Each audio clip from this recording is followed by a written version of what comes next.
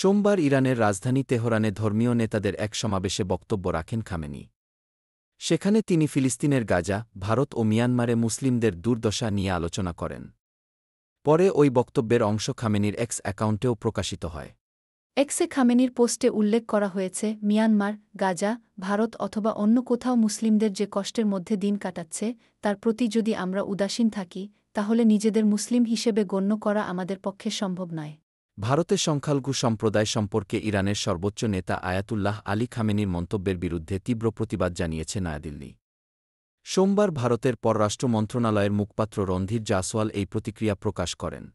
রণবীর জয়সওয়াল বলেন, ইরানের সর্বোচ্চ নেতার ভারতীয় সংখ্যালঘুদের বিষয়ে যে মন্তব্য এসেছে, তার আমরা কঠোর নিন্দা জানাচ্ছি। এই মন্তব্যগুলো ভিত্তিহীন এবং অগ্রহণযোগ্য।